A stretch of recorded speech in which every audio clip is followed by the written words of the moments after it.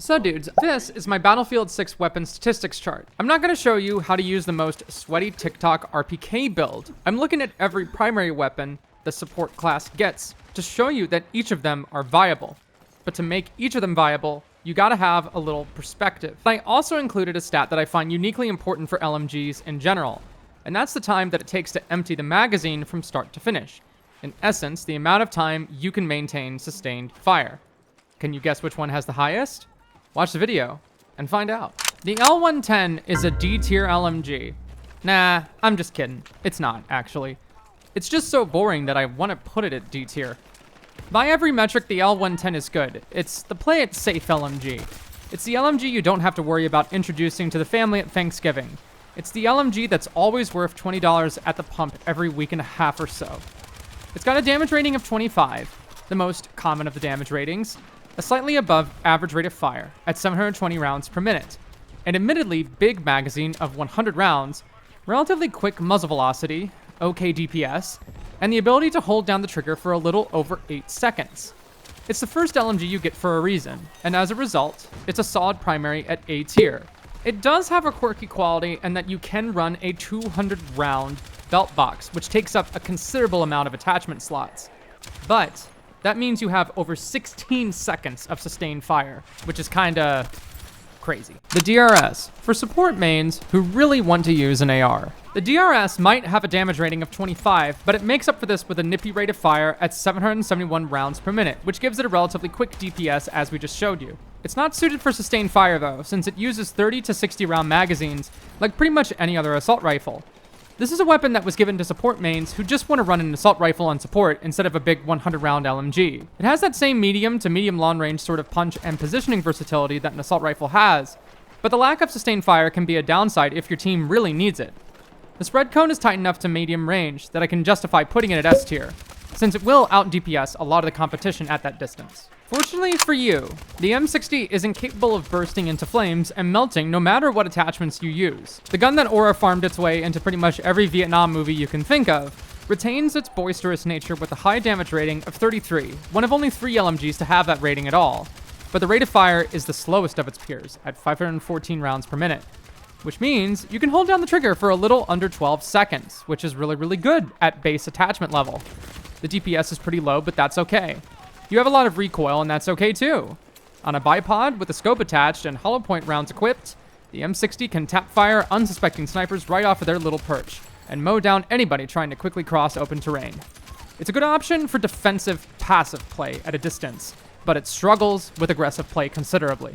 It's a B tier, not because it's bad, but because it's just not as versatile as some of its competitors. The big AK has a muzzle velocity of 670 meters per second, which is only relevant because Julia told me to make a 6.7 joke. This is actually one of the weaker aspects of the weapon since it's one of the lowest, albeit not the lowest default value of this weapon class, making it not as suited to long-range gunfighting as its peers. The highest it'll go is 837 meters per second.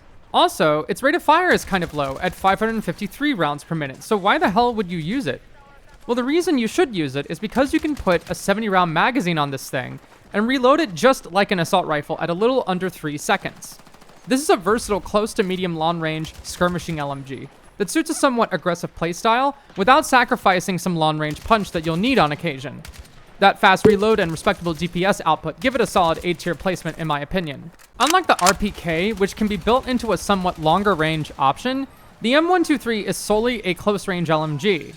That being said, it's still relatively easy to control with the right attachments, and that means you can melt people with 350.8 damage points per second, giving it the second fastest, albeit not the fastest, time to kill. People will point out the recoil as they should, but we are running LMGs. That means we can get away with running bipods without people yelling at us. Prone with a bipod, the M123 will absolutely eviscerate anything within 100 meters, which just so happens to be the vast majority of engagement distances.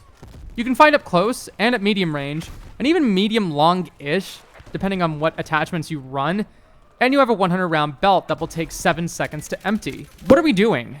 This is an easy S tier placement. Fortunately for us in the Battlefield universe, the M250's 6.8 round has the ability to basically not have damage fall off, meaning the 25 damage rating on this thing is deceiving.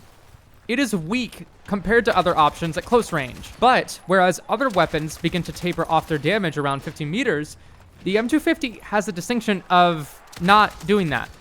This thing will be a 4-shot kill at pretty much any range, and it doesn't have that much recoil. There's one downside: the relatively small 50-round belt, meaning you don't get a ton of sustained fire until you unlock the 100-round belt option, meaning you will have 9 seconds of sustained fire. It takes up a lot of attachment slots, but you can still run high zoom optics with it. And in many ways, it's one of the best LMG snipers. The M250 is good at pretty much every engagement distance, but it is specialized to that long range role because of the damage falloff. At close range, you will get melted by other options, so I can't put it at S tier, but I can put it at A tier.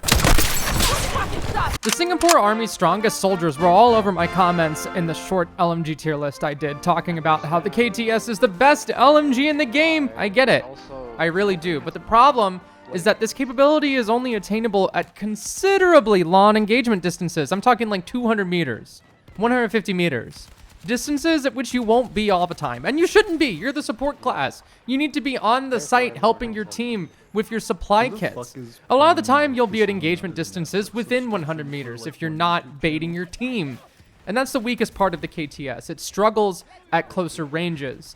It even struggles at medium ranges. This thing has the worst DPS and TTK of all the LMGs, and it's not even close. You better hit the head or you're just wasting your time. The KTS is good at long-range engagements, so it makes it into a specialized weapon. Lean into it as much as you can and take advantage of its strongest aspect, its muzzle velocity of 840 meters per second, the fastest base muzzle velocity of all the LMGs. Different barrel attachments will give it an even faster muzzle velocity of even upwards of 1,000 meters per second. You don't need to lead targets as much, which is good. It's a good red sec gun. The KTS isn't a half bad option to support your friendly recons with. Sit on a perch and resupply them. It's accurate, it's precise, it just does pea shooter damage. And if I need to fight at long range, I'll just bring a DMR. For all those reasons, I can't put it higher than B tier. The gun that liberated Iraq is one of the most powerful medium-range workhorses in Battlefield 6 and a personal favorite of mine. This thing has a lot of the upsides of conventional LMGs while not suffering from as much of the downsides. It has a high damage rating of 33, which means you'll only need to place a few shots even at a distance to take down full health snipers to the dome. It's got weak muzzle velocity that can be mitigated with a better barrel attachment, and its low 50-round belt can be increased to a 75 or even a 100-round belt if you grind it all the way to level 31, which is what I did for the purpose of this video. If the L110 is the most well-rounded fast-firing LMG, then the M240 is the most well-rounded slow-firing LMG.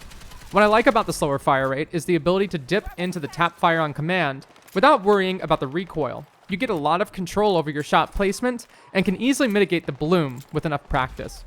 With the 100-round belt, you'll get almost 10 seconds of sustained fire, making it a longer firing LMG than any of the base ones aside from the M60, and obviously not counting any belt upgrades you may give to others. The M240 with a 100-round mag, a variable zoom optic, and a bipod is one of the most no-bullshit get-the-job-done weapons in the game. You can fight up close effectively, and you can tap away head glitchers if you need to from a distance as well. For all that with little weakness to speak of, it's a potent S-tier LMG. And now, if you think my B-tier placement is actually an S-tier placement, I'd love to hear why in the comments. You'll notice that I haven't put anything below B-tier because, really, all of these options are effective. The LMGs are some of the better balanced weapons in the game. If you have any suggestions for attachments that you think certain weapons can run and be more effective with, I'd love to hear those in the comments too. If you liked the video, give it a thumbs up. If you want to see more tier lists like this, subscribe to the Gwen Gaming Experience by hitting the subscribe button. Thanks so much for watching. Deuces.